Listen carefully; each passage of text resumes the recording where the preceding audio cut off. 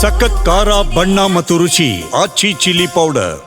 ಜನಾರ್ದನ್ ರೆಡ್ಡಿ ಹಾಗೂ ಶ್ರೀರಾಮುಲು ಅವರಿಗೆ ಸೇರಿರ್ತಕ್ಕಂತಹ ಜಿಸ್ಕ್ವೇರ್ ಏನು ಹೊಸ ಲೇಔಟ್ನಲ್ಲಿ ಒಂದು ಮಾಡೆಲ್ ಹೌಸ್ಗಳನ್ನು ನಿರ್ಮಾಣ ಮಾಡಿದ್ರು. ಅದು ನಿನ್ನೆ ದುಷ್ಕರ್ಮಿಗಳು ಈ ಪ್ರದೇಶಕ್ಕೆ ನುಗ್ಗಿ ಬೆಂಕಿ ಹಚ್ಚುವಂಥ ಕೆಲಸಗಳನ್ನು ಮಾಡಿದ್ದಾರೆ. ಹೀಗಾಗಿ ಆ ಕುರಿತಂತೆ ಸಾಕಷ್ಟು ಆರೋಪಗಳು ಕೂಡ ಕೇಳಿ ಬರ್ತಾ ಇದ್ದಾವೆ. ಕಾರಣ ಜನವರಿ 1ನೇ ತಾರೀಕು ಬ್ಯಾನರ್ ಕಟ್ಟುವ ವಿಚಾರಕ್ಕೆ ಏನು ಗಲಭೆ ಆಯಿತು, ಆ ಸಂದರ್ಭದಲ್ಲಿ BJP ವರ್ಸಸ್ ಕಾಂಗ್ರೆಸ್ ಆಗಿತ್ತು. ಹೀಗಾಗಿ ಏನು ಶಾಸಕ ಭರತ್ ರೆಡ್ಡಿ ಅವರು ಏನು ಹೇಳಿಕೆಯನ್ನು ಕೊಟ್ಟಿದ್ದರು, ನಾನು ಕೆಲವೇ ಕ್ಷಣಗಳಲ್ಲಿ ಜನಾರ್ದನ್ ರೆಡ್ಡಿ ಅವರ ಮನೆಯನ್ನು ಸುಟ್ಟಾಕ್ತೇನೆ, ಇಡೀ ಬಳ್ಳಾರಿಯನ್ನು ಭಸ್ಮ ಮಾಡ್ತೇನೆ ಅಂತ ಏನು ಹೇಳಿಕೆಯನ್ನು ಕೊಟ್ಟಿದ್ದರು, ಅದು ಕೂಡ ಸಾಕಷ್ಟು ಆಕ್ರೋಶಕ್ಕೆ ಕಾರಣ ಆಗಿತ್ತು. ಅದರ ಮುಂದುವರೆದ ಭಾಗದಂತೆ ಇದೀಗ ನಿನ್ನೆ ಸಂಜೆ ವೇಳೆಗೆ G-Square ಒಂದು ಮಾಡೆಲ್ ಹೌಸ್ಗೆ ಕಿಡಿಗೇಡಿಗಳು ಬೆಂಕಿಯನ್ನು ಹಚ್ಚಿರುವಂಥದ್ದು ಗಮನಿಸ್ತಾ ಇರ್ಬೋದು. ಇದು ಮಾಡೆಲ್ ಹೌಸು, ಇಲ್ಲಿ ಯಾರು ಕೂಡ ವಾಸವ ಇರಲಿಲ್ಲ.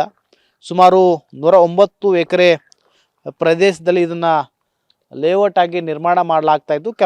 ಅಂದರೆ 13ರಿಂದ 14 ವರ್ಷಗಳ ಹಿಂದೆ ಈ ಜಾಗವನ್ನು ಖರೀದಿ ಮಾಡಿರ್ತಾರೆ ಶ್ರೀರಾಮುಲು ಅವರು ಮತ್ತು ಜನಾರ್ದನ್ ರೆಡ್ಡಿ ಅವರು. ಇದನ್ನು ಲೇಔಟ್ ಆಗಿ ಮಾಡಬೇಕಂತೇಳಿ ಸಾಕಷ್ಟು ಪ್ಲ್ಯಾನ್ ಕೂಡ ನಡೆದಿರುತ್ತೆ.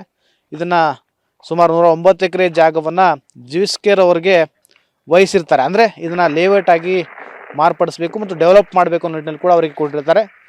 ಆ ಸಂದರ್ಭದಲ್ಲಿ ಏನು CBI ಏನು ಜನಾರ್ದನ್ ರೆಡ್ಡಿ ಅವರ ಮನೆ ಮೇಲೆ ಏನು ದಾಳಿ ಮಾಡಿದ ನಂತರ G-Square ಈ ಲೇಔಟನ್ನು ಡೆವಲಪ್ಮೆಂಟ್ ಮಾಡೋದನ್ನು ಬಿಟ್ಟು ಇಲ್ಲಿಂದ ಹೋಗ್ತಾರೆ ಅನ್ನೋ ಮಾಹಿತಿ ಕೂಡ ದೊರೆತಿರುವಂಥದ್ದು. ಹೀಗಾಗಿ ಸದ್ಯ ಏನಿದು ಮಾಡೆಲ್ ಹೌಸ್ ಅಂದರೆ ಈ ಲೇಔಟ್ನ ಸುತ್ತ ಅಕ್ಕಪಕ್ಕದಲ್ಲಿ ಏನು 109 ಎಕರೆ ಇದೆ, ಆ ಜಾಗದಲ್ಲಿ ಇಂತಹ ಮನೆಗಳನ್ನು ನಿರ್ಮಾಣ ಮಾಡಿಕೊಡ್ತೀವಿ ಅನ್ನೋ ನಿಟ್ಟಿನಲ್ಲಿ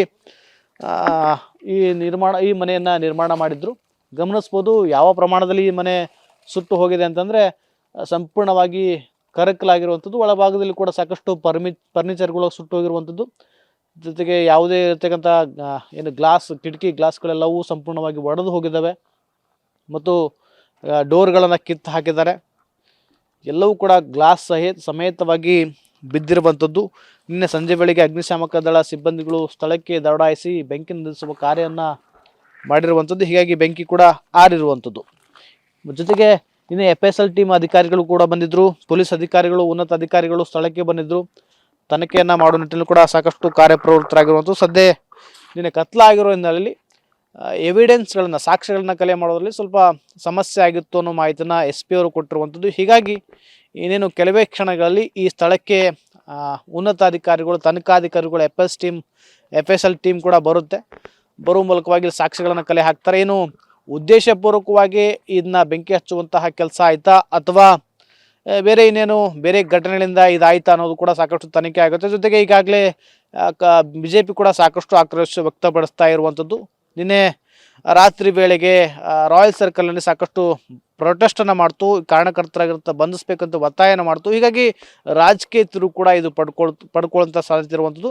ಸದ್ಯ ಬಳ್ಳಾರಿ ಮತ್ತೆ ಬೂದಿ ಮುಚ್ಚದ ಕೆಂಡದಂತೆ ಆಗಿರುವಂಥದ್ದು ಕೂಡ ಸತ್ಯ. ಕ್ಯಾಮ್ರಾ ಪರ್ಸನ್ ಮದನ್ ಜೊತೆ ವಿನಾಯಕ ಬಡಿಗೆ TV9 ಬಳ್ಳಾರಿ.